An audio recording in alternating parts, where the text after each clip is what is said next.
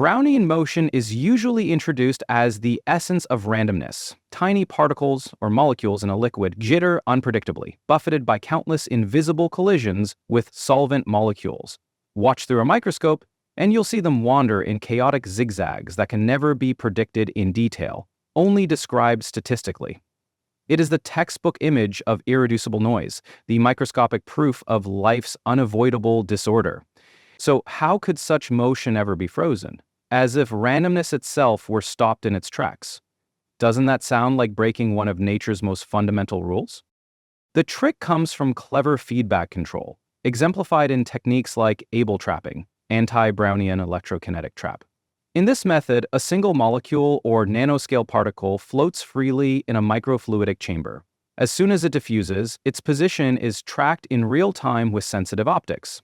Then, almost instantly, electric fields are applied to nudge it back toward the center, canceling its random drift. To a newcomer, watching the molecule appear pinned in place, it feels as though Brownian motion itself has been defeated. In reality, the randomness is still there, it is just being continuously counteracted by external corrections. Isn't it fascinating that what looks like a miracle of control is really physics plus feedback? The paradox sharpens when we consider perception. From the molecule's point of view, it is still being kicked randomly by solvent molecules. But each kick is matched by a carefully timed push from the trap. From the observer's point of view, however, the molecule looks steady, as if suspended outside of time's noise. This highlights an important lesson. Randomness is not broken, but managed. Much like noise-canceling headphones do not remove sound, but add opposite waves to suppress it, Abel trapping cancels diffusion with precision nudges. Doesn't that reveal how deeply our sense of order and disorder depends on perspective? A lesser-known fact is that freezing Brownian motion in this way allows scientists to study single molecules in unprecedented detail. Normally, molecules diffuse out of the microscope's focus in milliseconds, preventing long observations. With Abel traps, single proteins, enzymes, or fluorescent tags can be held steady for minutes, revealing their conformational changes, binding events, or catalytic cycles. This has turned a fundamental limit of physics into a powerful experimental window. Could it be that controlling randomness is just as valuable as eliminating it? The paradox, then, is that Brownian motion, the very definition of unpredictability, can be made to appear frozen, not by breaking laws of physics, but by embracing them with feedback. Out of noise emerges control, and out of disorder comes stability. The haunting question is whether such tricks hint at something deeper. If randomness can be canceled at the molecular scale, could future technologies tame other forms of noise that we take as inevitable?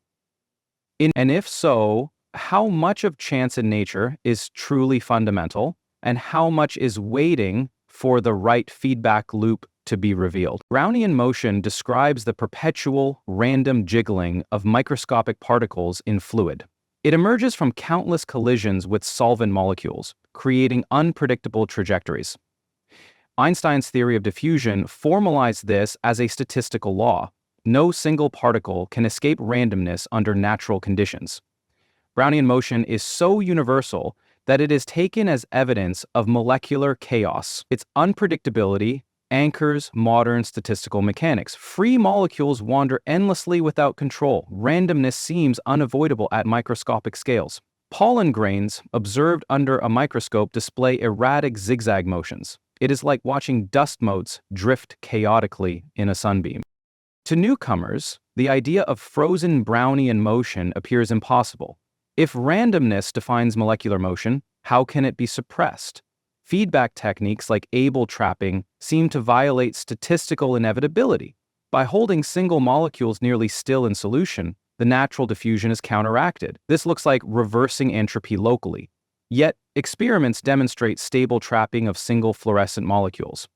The paradox is that randomness itself can be controlled. This challenges intuition about diffusion's inevitability. In Abel traps, single dye molecules remain visible for seconds instead of diffusing away. It is like stopping a coin mid-flip in mid-air, defying its random outcome. Able, anti-Brownian electrokinetic trapping, uses real-time feedback to counteract diffusion. A molecule's position is monitored optically with nanosecond resolution. Electrokinetic forces are then applied to nudge the particle back toward the center of a microfluidic chamber. The trap continuously cancels random displacements. Instead of drifting away, the particle hovers, almost motionless.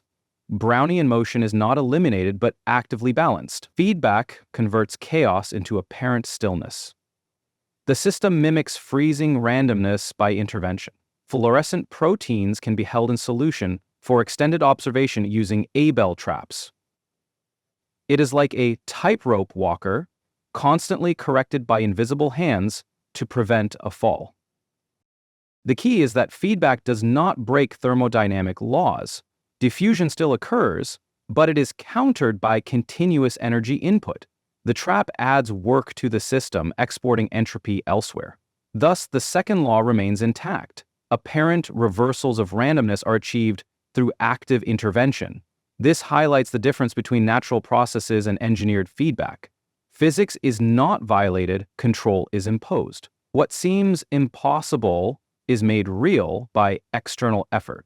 Laser cooling of atoms also suppresses random motion through constant energy input.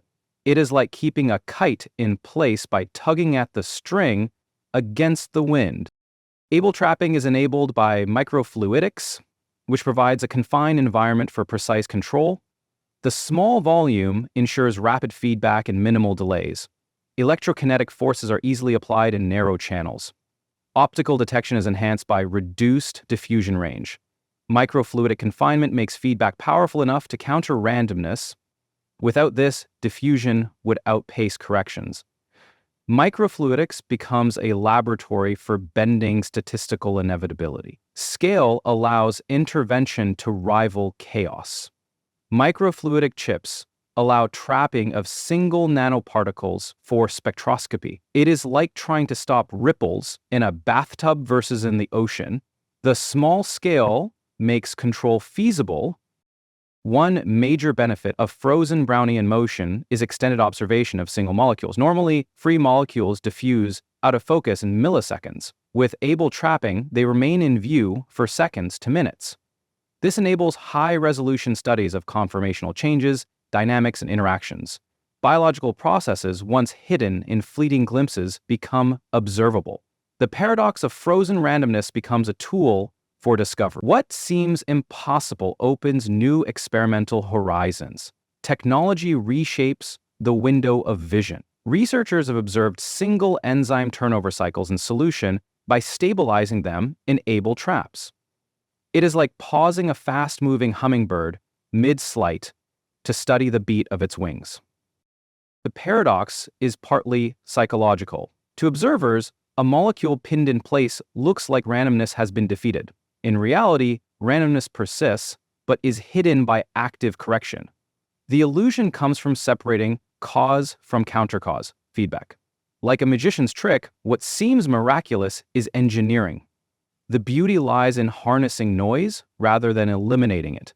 Perception is misled by perfect timing of corrections. The paradox reflects the difference between law and appearance. Single fluorescent molecules appear motionless under Abel trapping despite constant hidden corrections. It is like seeing a puppet appear alive while strings remain invisible.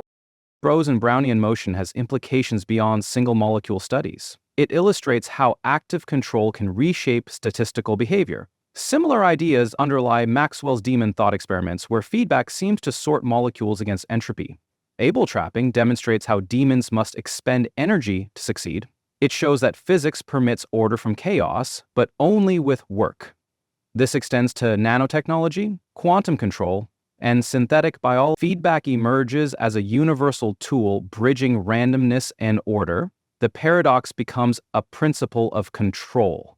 Active noise cancellation in headphones works by similar principles, suppressing randomness with feedback. It is like sculpting a statue from flowing water by constantly redirecting the stream. The paradox is that Brownian motion, the emblem of randomness, can be frozen in place. To the untrained eye, this looks like a violation of thermodynamics. In truth, it is feedback harnessing energy to cancel chaos. Randomness is not abolished but actively balanced. This reveals that disorder is controllable, though never free of cost. The paradox highlights the creative tension between law and engineering. What nature scatters, humans can stabilize. Frozen Brownian motion embodies order wrested from noise. A single nanoparticle in an able trap sits motionless as though time itself has paused. It is like catching lightning in a bottle, not stopping it, but holding it long enough to study.